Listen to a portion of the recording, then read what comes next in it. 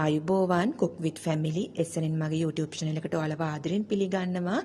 ඉතින් ඔන්න අදත් මම ඔයගොල්ලන්ට ගොඩාක් රසවත් ඒ වගේම පෝෂ්‍යදායී රෙසිපි එකක් අරගෙන අවිල්ලා තියෙන්නේ.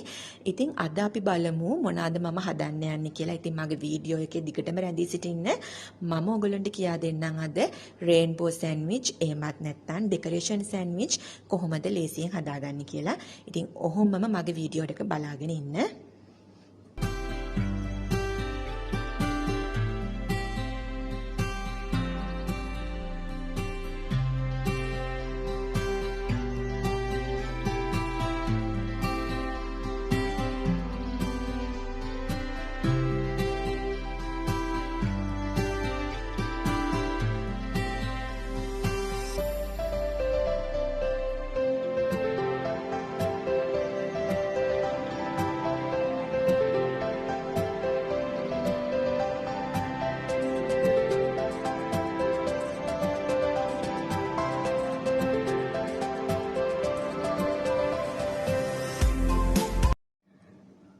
අපිට ඩෙකොරේෂන් සෑන්ඩ්විච් හදාගන්න අවශ්‍ය වෙන ද්‍රව්‍යයන් තමයි මම දැන් කියන්න යන්නේ. ඉතින් මම මෙතන අරගෙන තිනවා බෙල් පෙපර්ස්, ග්‍රීන් සහ රෙඩ් බෙල් පෙපර්ස් අරගෙන පොඩිවට කපන් තිනවා. ඒ වගේම මෙතන මම සලාද කොළ ටිකක් අරගෙන ගොඩාක් පොඩිවට කපාගෙන තියෙනවා.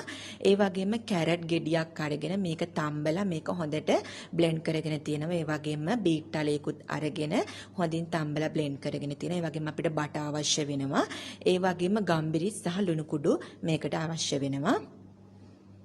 දැන් මම බටර් ටික මෙන්න මේ විදිහට භාජනයකට එකතු කරගන්නවා. ඉතින් බටර් ගනිද්දී ඔයාලට කැමති ප්‍රමාණයක් ගන්න පුළුවන්. මම මෙතන හරියටම මේස හැඳි 4ක් වගේ ප්‍රමාණයක් බටර් යොදා ගන්නවා.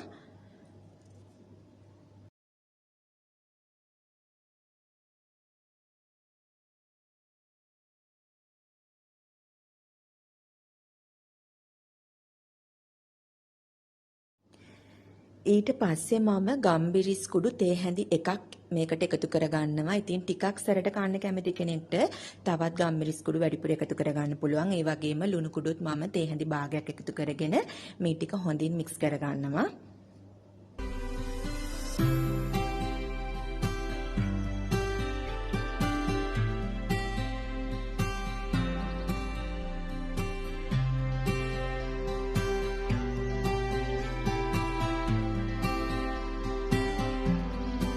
ඊට පස්සේ මේ හදාගත්තු බටර් මිශ්‍රණය කැරට්, බීට්රූට් ඒ වගේම සලාද කොළ, කපාගත්තු බෙල් පෙපර්ස් වලට ටික ටික එකතු කරගන්නවා.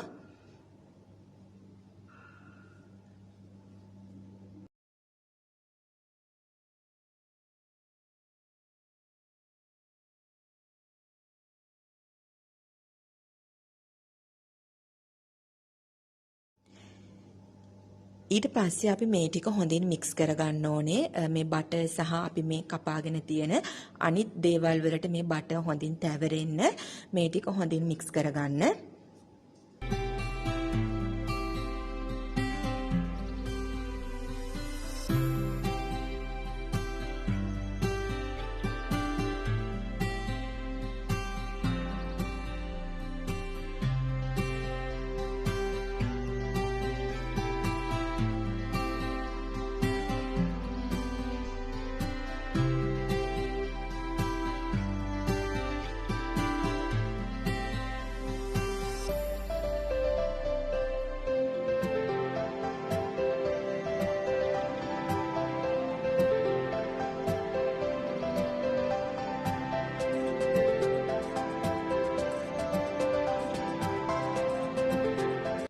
දැන් අපිට පාන් අවශ්‍ය වෙනවා මේ දෙයට. ඉතින් මම මෙතන පෙති කපපු පාන් අරගෙන තියෙනවා.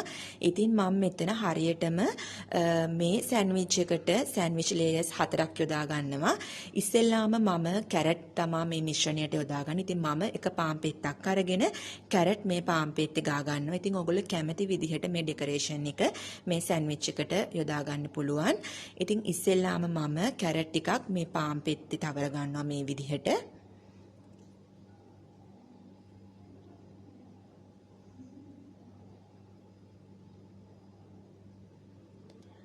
ඒ වගේම මම දෙවනි පාන් පෙත්තේ බීට්රූට් මිශ්‍රණය තමයි යොදාගන්නේ. ඉතින් බීට්රූට් ටිකකුත් මේ විදිහට මේ පාන් පෙත්තේ හොඳින් තවර ගන්නවා.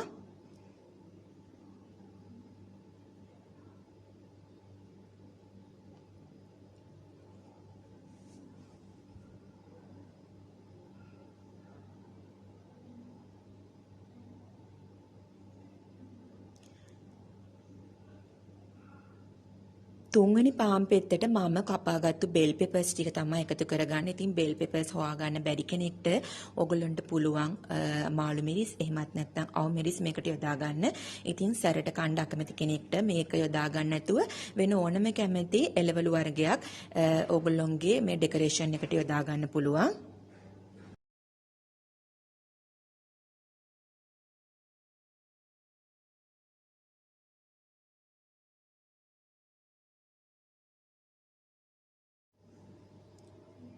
හතරවෙනි ලේයර් එකට මම යොදා ගන්න සලාද කොළ. ඉතින් මම මේ විදිහට සලාද කොළ ටිකක් එකතු කරගන්නවා.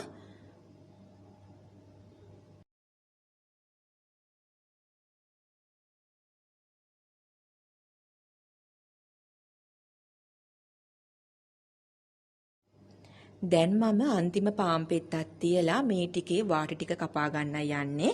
ඉතින් කැමති කෙනෙක්ට වාටි කපා ගන්නත් පුළුවන්. එහෙම නැත්නම් මේ විදිහටම සෑන්ඩ්විච් එක දෙකට කපා ගන්නත් පුළුවන්. ඉතින් වාටි කපා ගත්තාම සෑන්ඩ්විච් එකේ ටිකක් ලස්සනයි.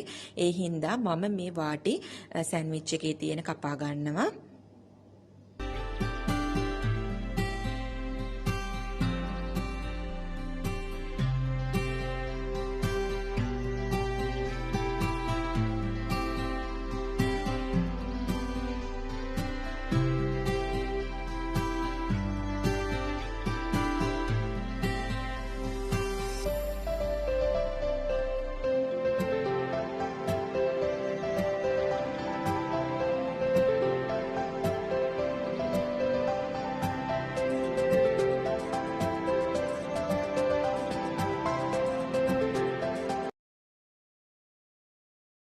දැන් මේ ඕගොල්ලන්ට පේන්නේ මේ විදිහට මම හදාගත්තු රේන්බෝ සෑන්ඩ්විච් එක. එහෙමත් නැත්නම් ඩෙකරේෂන් සෑන්ඩ්විච්. ඉතින් ඕගොල්ලන්ටත් පුළුවන් ගෙදරදී මේ විදිහේ ගොඩක්ම ලේසි වගේම හරිම හෙල්ති මේ සෑන්ඩ්විච් එක. චූටි දරුවෝ නම් ගොඩක් කැමති වෙයි. ඉතින් ඕගොල්ලොත් හදලා බලන්න. ගොඩාක් ලේසි. ගෙදර ඕගොල්ලන්ට වටපිටාවෙම හොයාගන්න පුළුවන් දේවල් ටිකකින් තමයි මම මේ සෑන්ඩ්විච් එක හැදුවේ. ඉතින් මේ වීඩියෝ එකට කැමති කෙනෙක් ඉන්නවා නම් අනිවාර්යයෙන්ම වීඩියෝ එක subscribe කරන්න. ඒ වගේම bell icon එක press කරන්න අමතක කරන්නත් එපා. මන් දාන වීඩියෝස් ඕගොල්ලන්ට ඒ වෙලාවෙම බලා ගන්න පුළුවන්. ඉතින් ඕගොල්ලන්ගේ යාළුවන්ට පේන්න share කරන්න, like කරන්න, comment section එකේ comment කරන්න. ඉතින් මේ වගේ තවත් රසවත් ගොඩක් ලේසි රෙසිපි එකක් අරන් ඔයාලා හැමෝම මුණ ගැහෙන්න එනකන් ඕගොල්ලෝ හැමෝටම සුබ දවසක්. මගේ නම නිශාදී.